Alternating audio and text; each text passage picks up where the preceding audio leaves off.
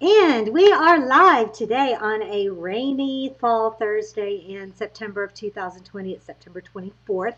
I've started adding the date so that we have this as a reference. And I am so honored to have with me a relationship expert. Those of you who have been with me for a while know that this is not, I am happily single. And so I can teach you how to be happily single.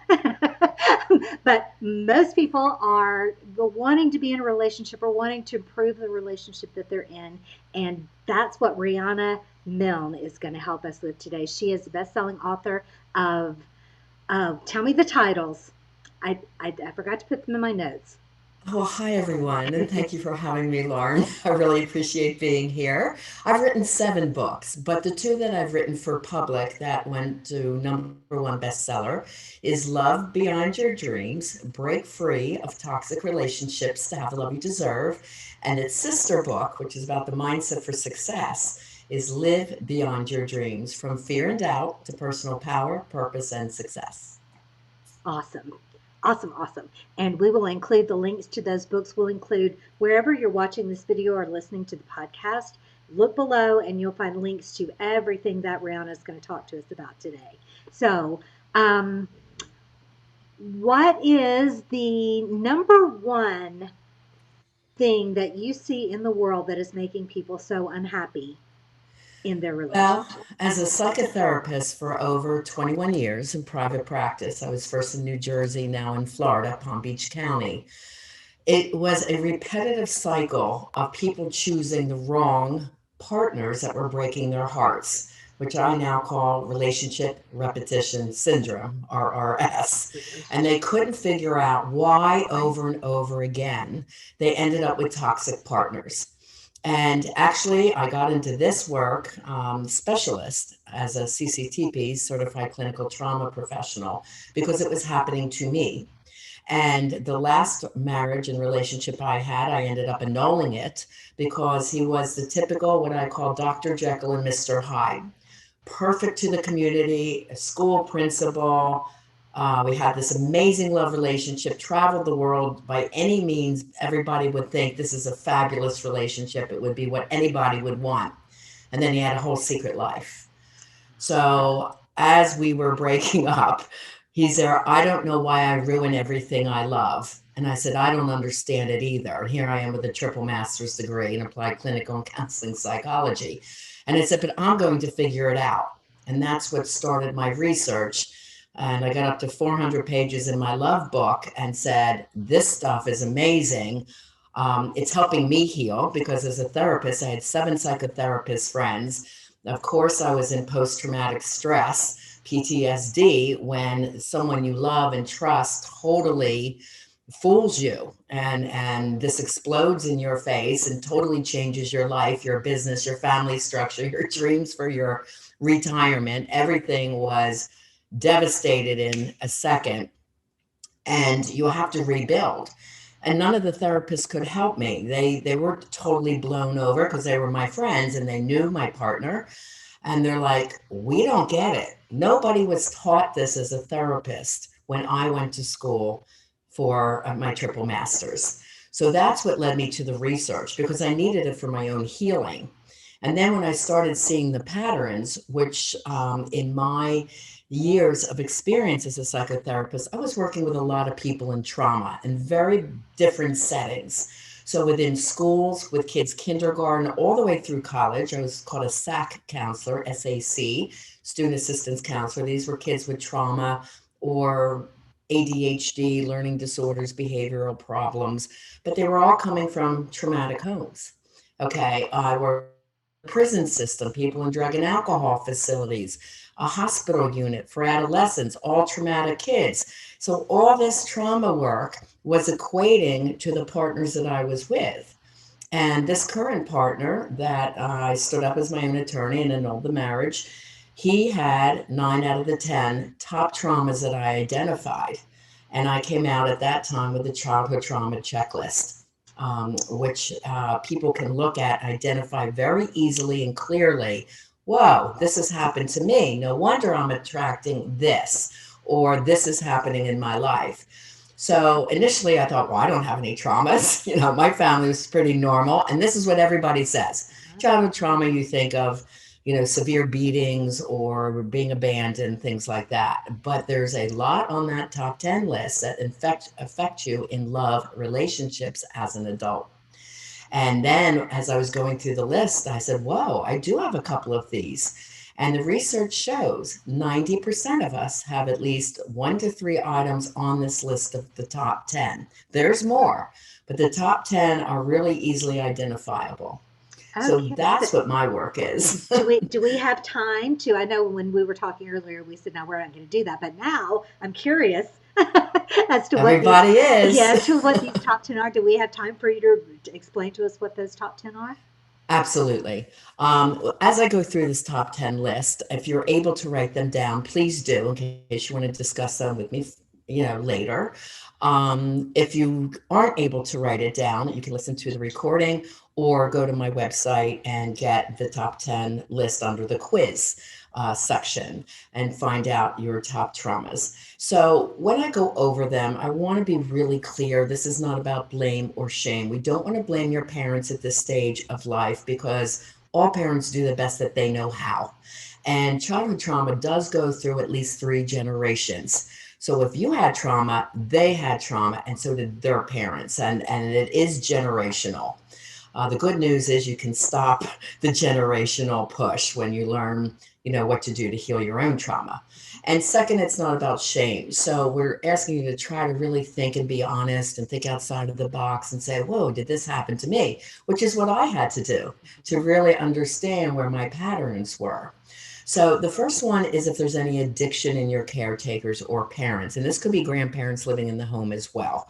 So being an addictions licensed counselor, I name 12 of these. Studies that did similar work with childhood trauma, like Kaiser Permanente, said drugs and alcohol. But there's many more addictions. Okay, so there's drugs, alcohol, sex, meaning you knew as a child that your parent was cheating. Okay, porn, gambling, hoarding, spending, eating, TV watching, gaming, and workaholism. And I added to the list recently social media addiction, being on your phones and ignoring your child, Mhm. or the computer, playing games and just kind of buzzing out and ignoring the child. So there's the addictions that I identify.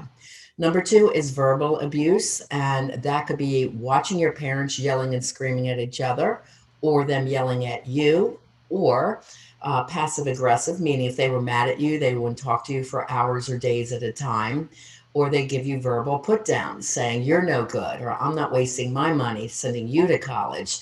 Verbal put downs, or why don't you change your clothes? You look fat in that.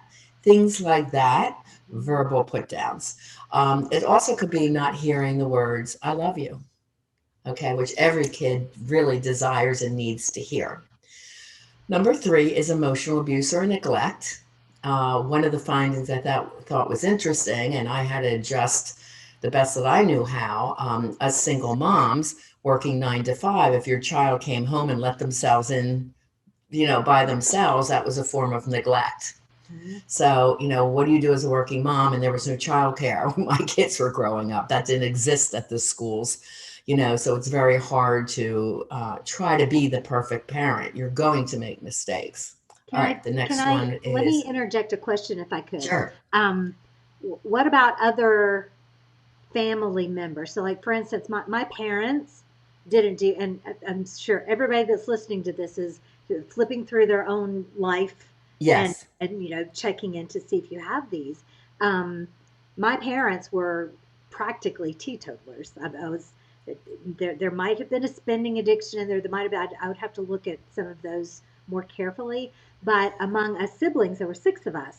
There was a lot of drug and alcohol abuse, and throughout my family, there's a lot of drug and alcohol Well, you're abuse. going to hear about trauma number 8 that has to do with siblings. Okay, gotcha. Okay, Gotcha. so Carry we'll on. keep going. All Okay. right, the next one is abandonment. Very important, and Kaiser completely left that off of their list. And Kaiser's part of the CDC's Center for Disease Control. Okay, with our study on childhood trauma's impact on illness and disease. Very important study that you all should look up and be familiar with.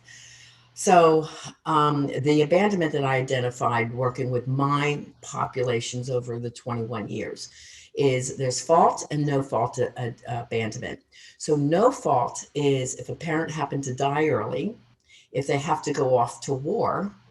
I mean, think about it. I'm working at the schools and kids every day just kind of zoning out, thinking, is my mom or dad going to come home from the war? Scared to death, you know. So these are no fault abandonments and those feelings that come up in the children. Um, I was one that had a father rarely home because he worked away from the house. And our family did not know, but he was FBI and CIA. My dad was like James Bond. So I remember asking as a kid, and this is when I had to think, like, did I have any of these? But I'd always say, when's daddy coming home? And my mom would say with disgust, well, I don't know where he is. And I'm like, is he okay? You know, as a child. And I was very close to my father. So that was a no fault because that's how he supported the family. Mhm. So any parent that's on the road traveling a lot. Now, fault abandonment, it would be choosing never to be in the child's life, or you were in the child's life, there's a breakup, and then soon after they're gone, the other parents, or even an emotional abandonment. The parent might have been in the house, but not emotionally connected, you know, barely interested in their sports or their homework or talking to them on the weekends or buzzing out on TV or football all weekend or whatever it is. There's just not that emotional connection. Abandonment is a big one. Okay, the next one is if you were adopted, part of foster care, or had to live in other people's homes because your parents couldn't keep you in that house, or you had to go live with your aunts or grandparents. Next one is very common, one of the most common ones I call personal trauma. This is if you ever felt different as a child. So maybe an overweight child, skinny and gawky, called the nerd. You were bullied at school. You had a medical condition like asthma. You couldn't be part of the cool kids or on the popular football team or something like that. So anything around not feeling good enough, measuring up, being different, quote unquote.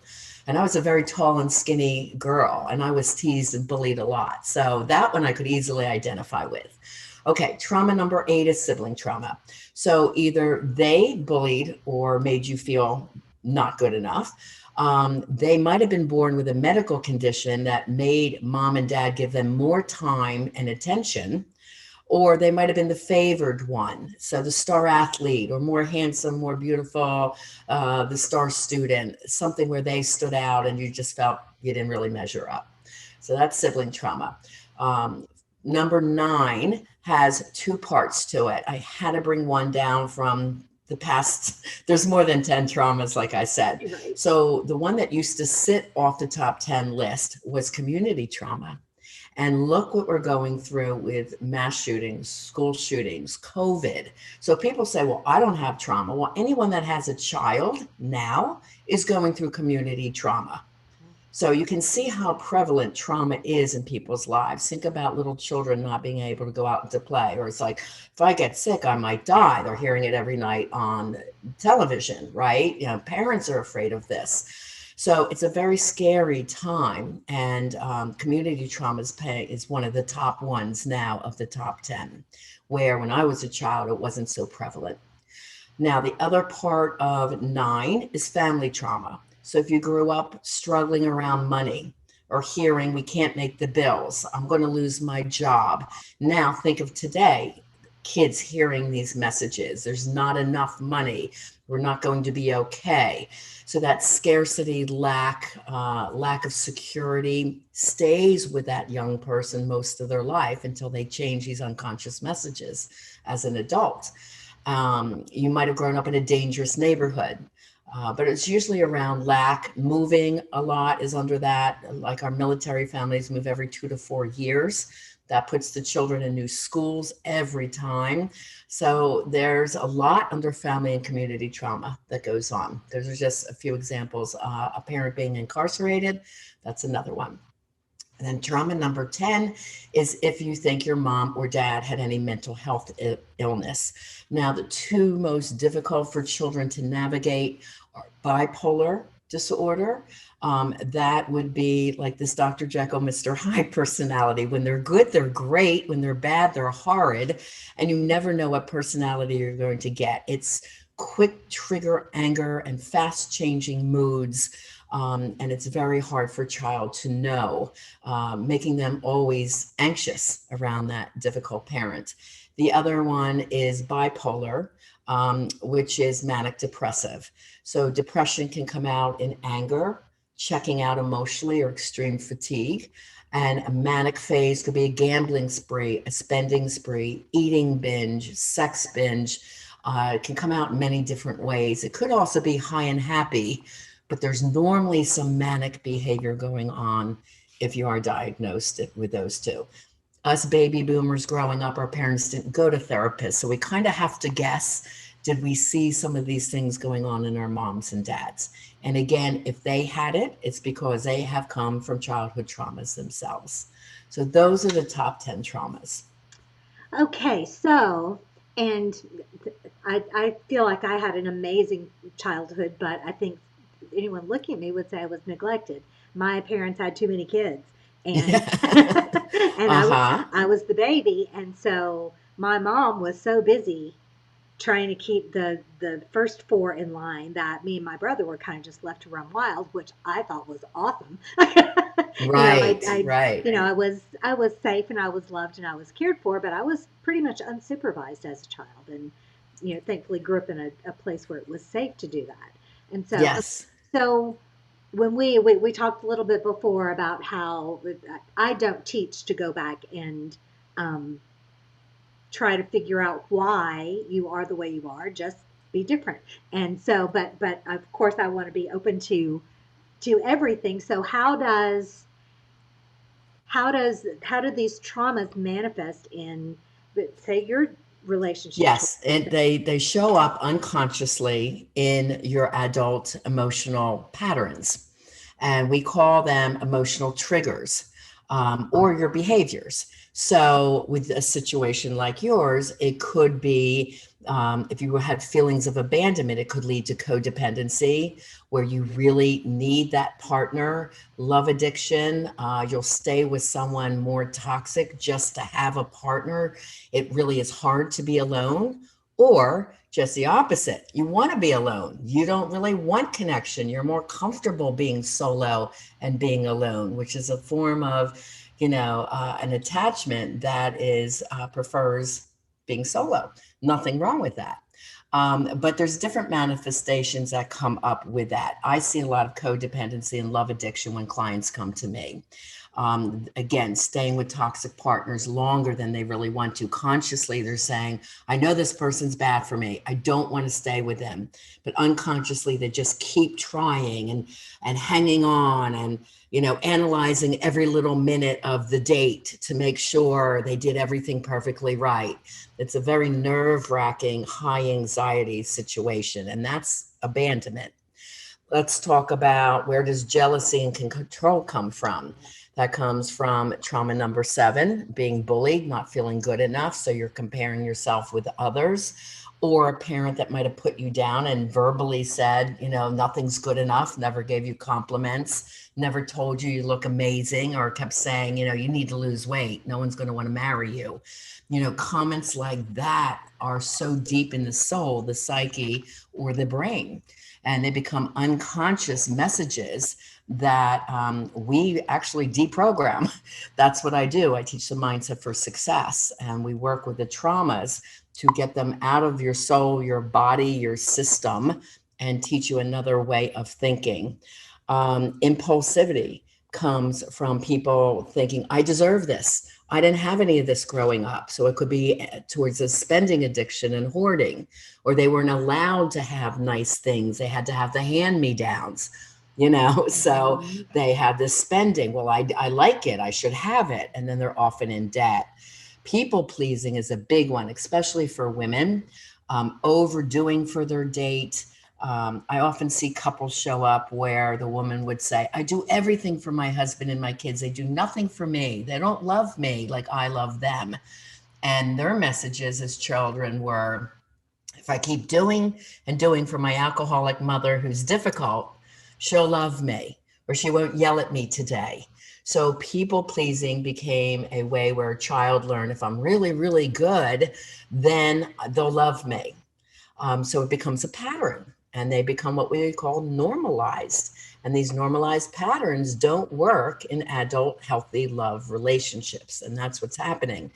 Let's talk about perfectionism. That's another one. You know, they have to be perfect, they have to look perfect. They try to be the perfect partner, the perfect home. And all that perfectionism is exhausting to try to keep that up. Let's talk about someone everyone knows, one of our top politicians who has very much unhealed childhood trauma. And this comes out as narcissism, wanting public attention, wanting to be reverend and the hero, wanting to look good, lies to make sure that he looks good. These are all typical behaviors of childhood trauma unhealed. And it's so funny. I was listening to the news and like, do you think he has a mental health disorder? I'm like, no, he has unhealed childhood trauma. So, I mean, everyone knows who this politician is.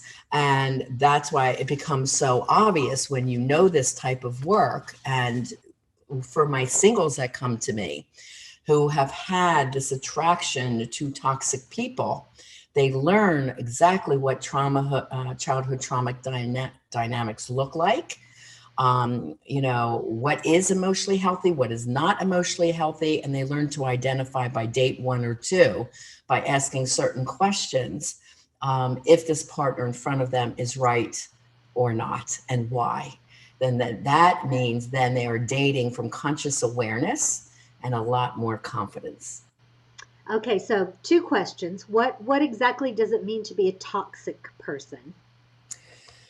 It's a person that makes you feel sick. So they are hurting you emotionally, physically, mentally, financially. It's a manipulator, someone who's putting you down. Almost everyone that's come to me has experienced emotional abuse, some physical abuse, the lies, the cheating, gaslighting, telling you stories to make you believe them and they're just not true. This Jekyll and Hyde behavior in your partner. So anyone that's making you physically ill and anxious. Oh, and see, cortisol in our body comes from, our makeup and caveman and woman days when, if an animal's chasing us, our cortisol is supposed to spike, so we save ourselves. But someone in a constant state of anxiety, which all people with childhood trauma that's unhealed has ongoing anxiety, and then they try medication. Well, that's a Band-Aid.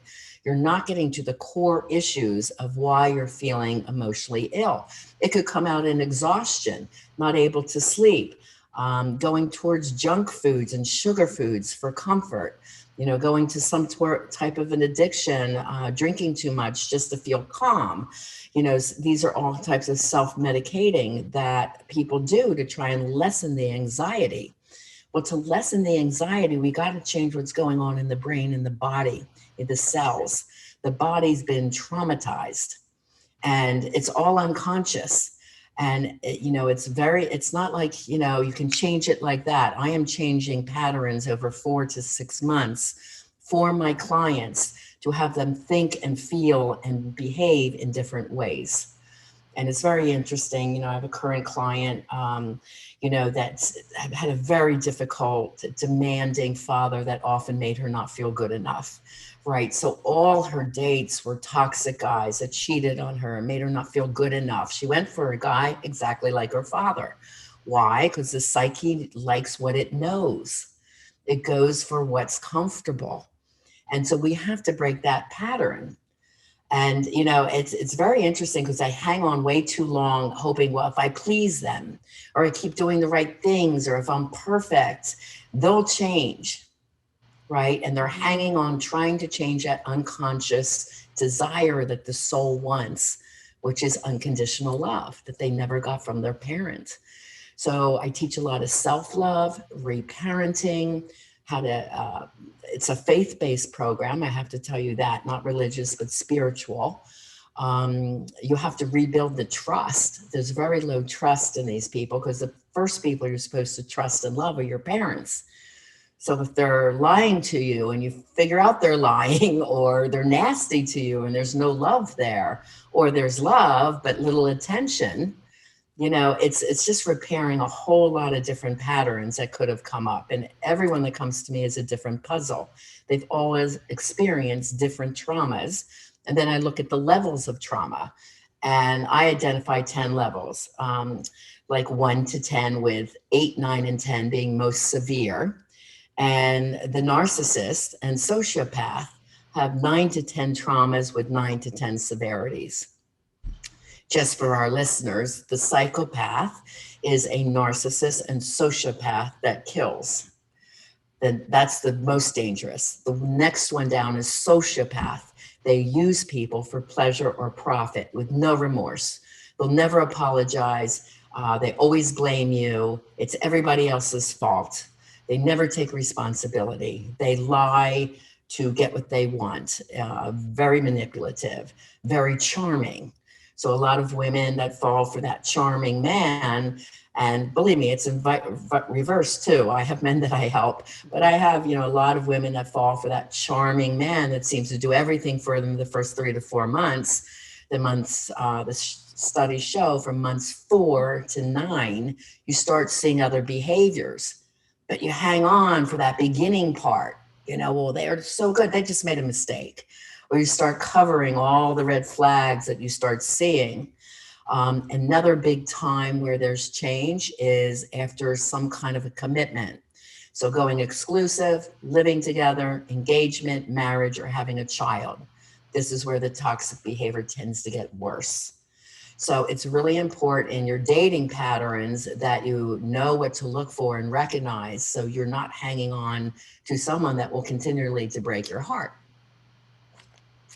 And when I was doing the research too, Lauren, this is so important. I just don't want to forget it.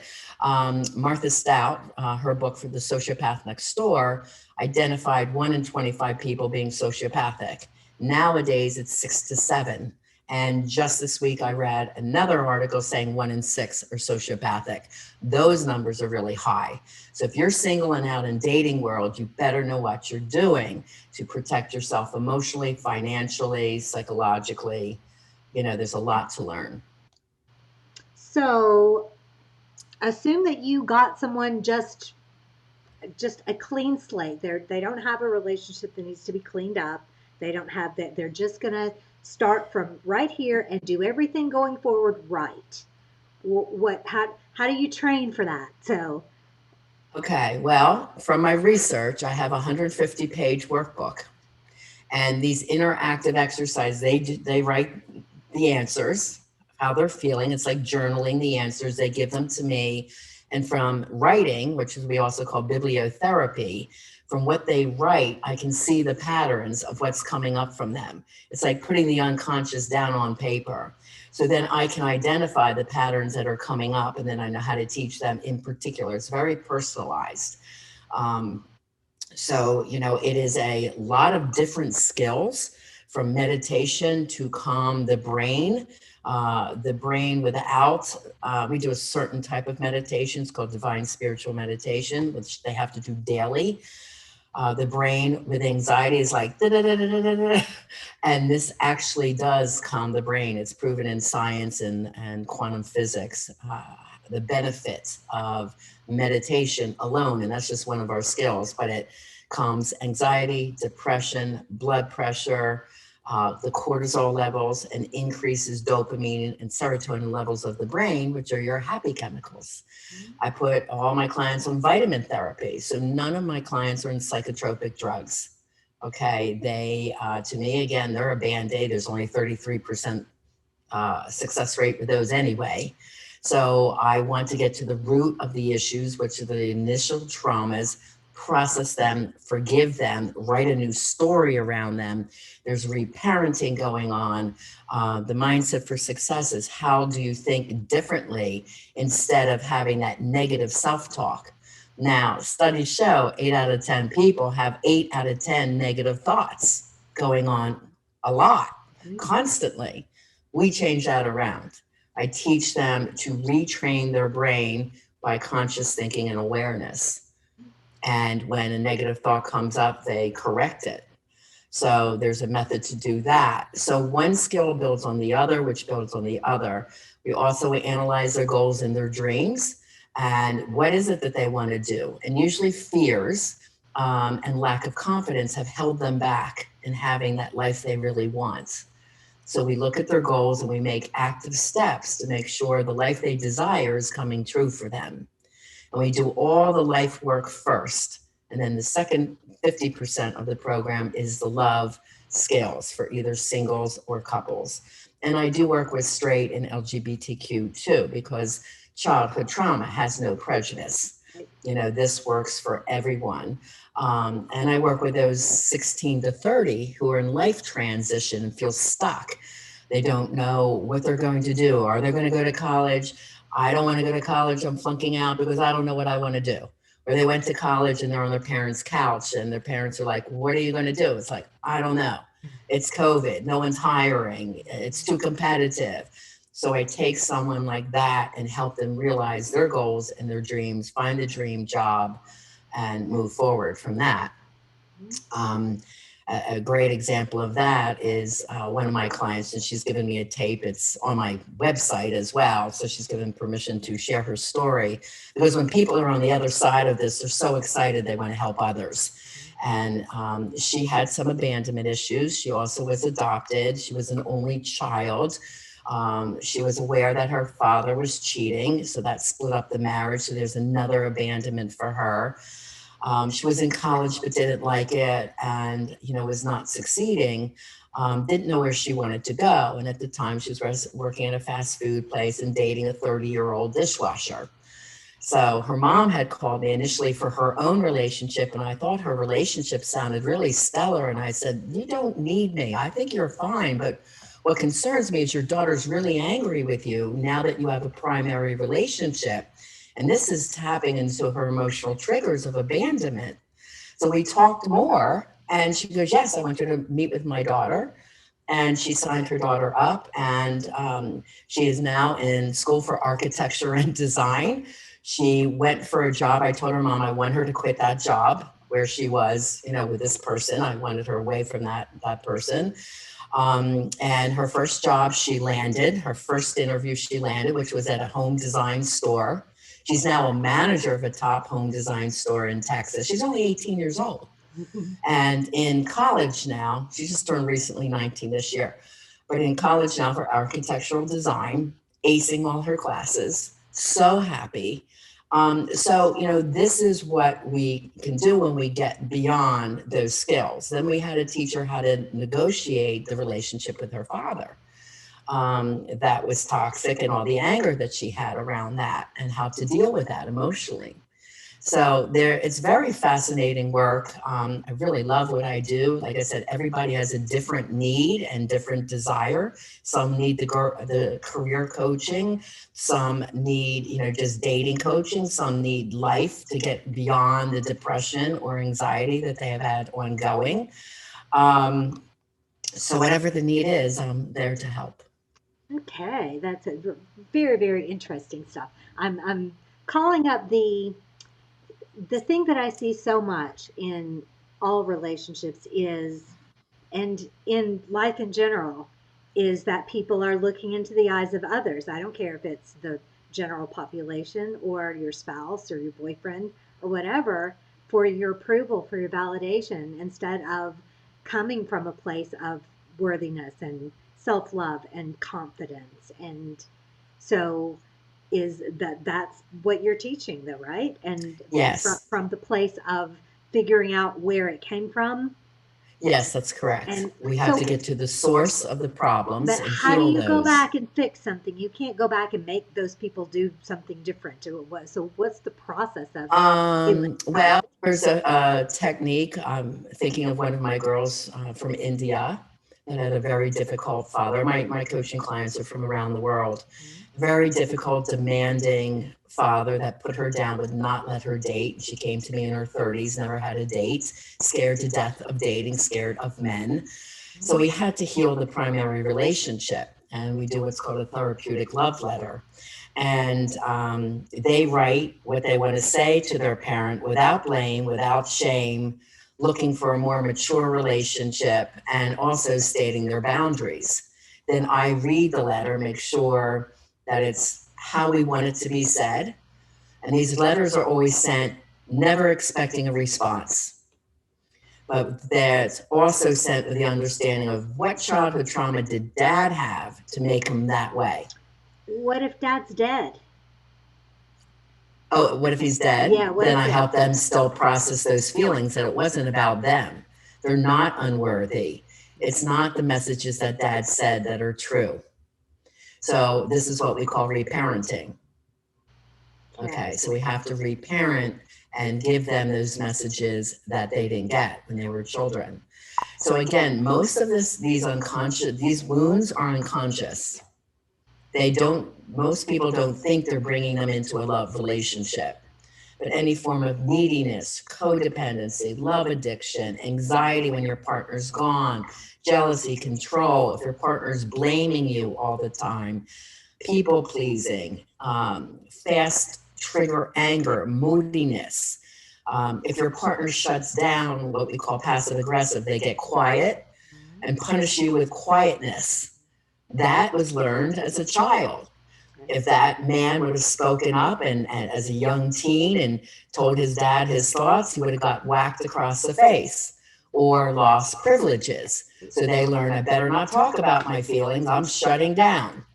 But they're still angry. So then they punish the partner. So all these unhealthy love dynamics that are causing so much pain and hurt in love relationships definitely equate back to the source where they learned it from childhood through their young 20s.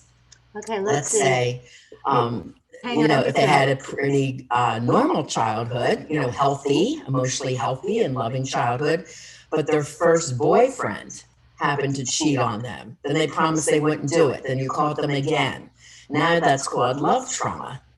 So your first love experience or marriage or boyfriend, and as a teen, it's not puppy love, it's real. Those feelings are real, they're intense. It's your first love experience. If that wasn't healthy, or you felt less than, or you were compared to the other girls, that's difficult. Yeah. And then you have those messages as a woman that you're carrying forward. Okay, so here's a question. So if you're getting healthier and not in the same location for the time, how will your significant other show up in a healthy relationship versus a toxic relationship? So there's a lot to learn about emotionally healthy love. It's actually section 4 in my love book. And again, that book is all based on research. It's not Riana's opinion. So I think I've read over 380 books and psychological journals to write that book. And that's the one that went to #1 bestseller. It's fabulous. So there's a lot of different things to look for, but there's a lot of dating skills to learn. It's hard to go into all of them on a fast interview. But some things that you want is, someone that also is into self-growth, self-actualization, spiritually based. The research shows 2 people in a relationship that have some kind of faith that they practice together are the happiest and the most successful relationships. They have some accountability to their morals and their values. They are able to live in the truth and speak about their feelings. They, I teach my couples to have this philosophy. It's you and me against the world.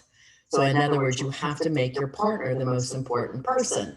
What a lot of couples do is they make their children the most important people. So they don't even date. Why? Because their kids are running to 5 different sports and activities to, quote, give the kids a well-rounded childhood. But I end up seeing those kids in a therapy practice saying, I'm tired, I'm burnt out, I got to handle school, homework, dance, cheer, this, that. They don't want all that. It becomes too much, too intense for them. Sorry, my earplug is not cooperating today. So it just becomes very difficult on the child. But the parents just do everything for the kids. Or these are the couples that always go out with friends and never do dates just on their own. So, I have to re-educate on what's important, teach them how to communicate. With couples, I have to work with them individually to break down each one of their childhood traumas teach the other partner empathy around that, to identify when their partner's being triggered, to have ownership and apologize when that's coming up. So that's identifying when one is being triggered and talking through it versus shutting down or screaming. Okay, let me ask you this. So, well, what if there's a couple and they're growing apart, and one person is willing to do all of this work, is willing to do all of this, but the other one is not? What is Well, your I've had couples like this, and I say, let me see, it's mostly women coming to me first, and I say, you get started. Because when you change, the dynamic of the relationship will change. And one of two things will happen. You're going to become so happy and confident. You're like, you know what? I don't want this toxic relationship anymore. And then you're ready to move on. Or that partner gets afraid. Let's say it's a codependent relationship. It's like, wow, she's looking great. She's feeling great. She's confident. Someone else is going to steal her away from me if I keep treating her like crap. And I actually had a 73-year-old woman come to me saying, I'm ready to divorce my husband. I'm like, well, how many years have you been with him? You're in your 70s now. Like, why don't we try to make this work? And she said, he won't come. He thinks counseling and coaching's nonsense. I said, then let's get you started. And about 5 sessions in, she starts changing and dealing with things differently and not engaging with the nonsense. And all of a sudden, he picks up my book and the notebook. And he calls me. He goes, hey, Riana, I'm so-and-so's husband. I identify with a lot of these things in part one about what a toxic partner is. And I see her changing. She's going to leave me, isn't she? And I said, well, it's not for me to discuss what her decisions are going to be, but how are you feeling about the new so-and-so? And he goes, well, I think it's wonderful, but she's going to leave me in the dust, and I'm too old to get back out there and date. I said, so you ready to do something about it? He goes, yeah, can I come in? So I healed them. They bought a brand new house together, and they're living, the life that they really want. So, I always say get one person started, because you can't force change upon another. When a couple comes to me and says they want to do coaching with me, I separate them. I do a life and love discovery session with each one, so I can kind of gather what the traumas were with each one and where their head's at about trying to repair the relationship. If one person's totally with it and one is not, I'm honest with them, and I say, one really wants to do this and one doesn't. So I asked the one that does, do you want to get started and see if you can do what you can do on your end? And then the other one, like I said, they very often join in. Yeah. And if they don't, my other person is ready to move on. And they have all the skills that they need to find an emotionally healthy relationship.